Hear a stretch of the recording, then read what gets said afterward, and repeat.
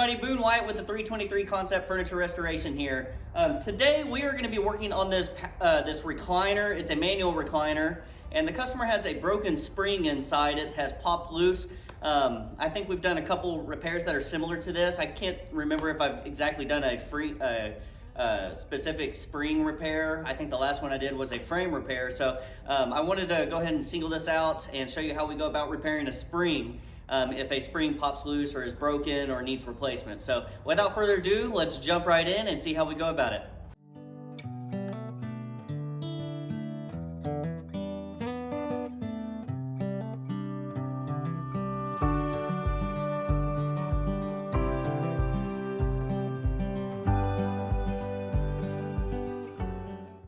Okay, so we've got the back flap released on the back pillow. That's my first step, is I want to get that back pillow off. So a lot of these on the newer ones, they'll just have a piece of Velcro where this can just, obviously just Velcro right off. But on a lot of the older ones, or even some of the new ones, this will be stapled all the way across the bottom edge. So you may have to get in there with your staple remover and some pliers and get that removed first.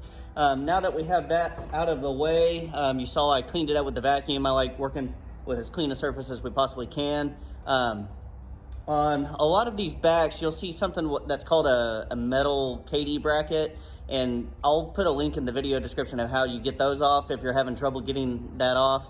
I have some great how-to instructions step-by-step of how to get that off. This one, however, is bolted into place, and we're just going to go in there with our drill, and I have a socket adapter that goes to my drill where I can just loosen that up that way. If you don't have the socket adapter, just use your regular ratchet, and I think this is a 7/16 inch bolt, but it could be different. So without further ado, we're going to get the back off and see what we need to take off to expose the spring.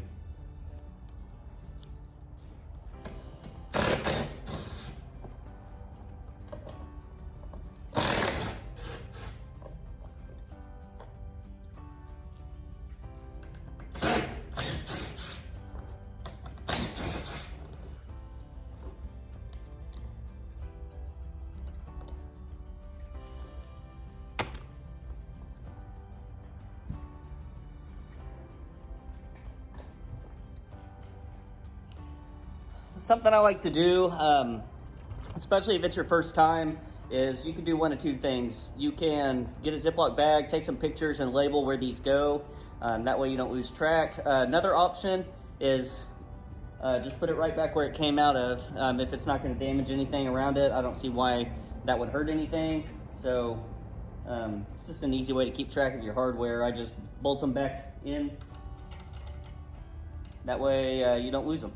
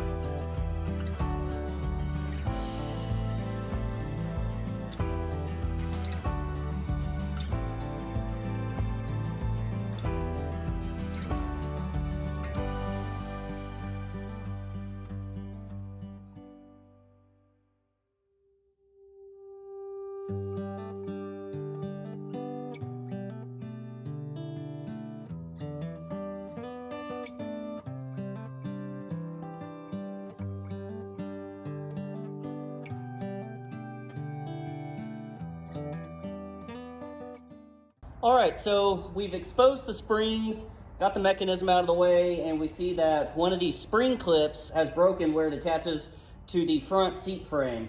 So that being said, looks like the springs are in great shape. That's good. we need to remove these spring clips and get a replacement, a suitable replacement reattached right here, and then we just need to get the spring reattached. So I may end up replacing these tension wires. I don't know, let me get a close up here. If you see this brown paper corded wire, that's basically just some paper wrapped around a steel wire. Some people call that edge wire. I just call it tension wire. But anyways, what it's doing is it's helping disperse the load evenly among all these springs. It looks like it's still intact and in good shape, so we may be able to replace that. But a lot of the times when you have a broken spring, you have to replace the edge wire as well. The reason it has the brown paper wrapped around it is for noise. If you just had the metal clip on the metal wire, you would hear a lot of squeaking. So something to be cognizant of when you're ordering that is just make sure it's got some type of covering on it so it's not straight metal on metal. So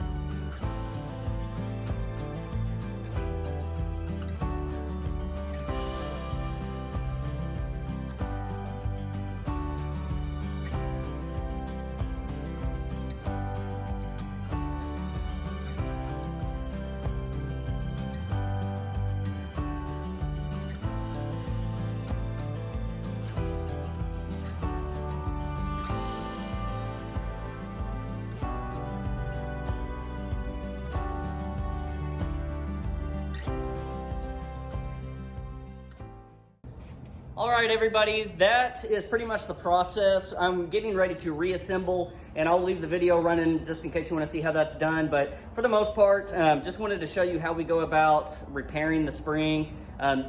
Lucked out on this one, it didn't require a full replacement. If it did, you may have to go around, pull some of the staples that hold your seat decking into place. Just track that with your hand. Usually the ones on the side are the trickiest ones to get to. The back, obviously, you saw me pull those. That was real easy.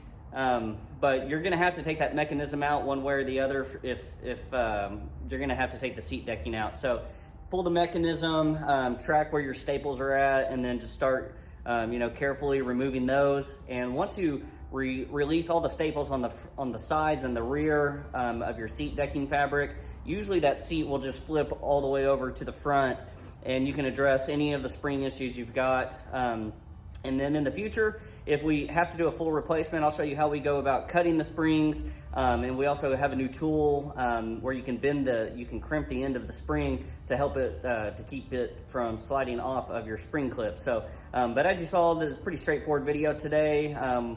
We did a spring reattachment. So we pulled quite a few staples, got the mechanism out of the way, gave us some access to where the issue was at. And luckily those spring wires that I showed you, those were intact still too.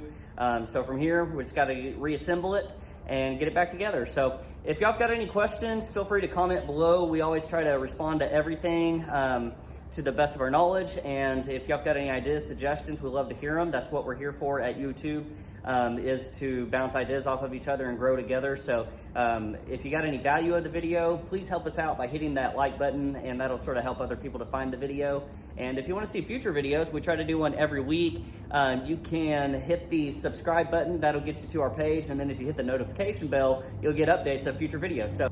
So we hope to see y'all around in the future, and we'll see you next time.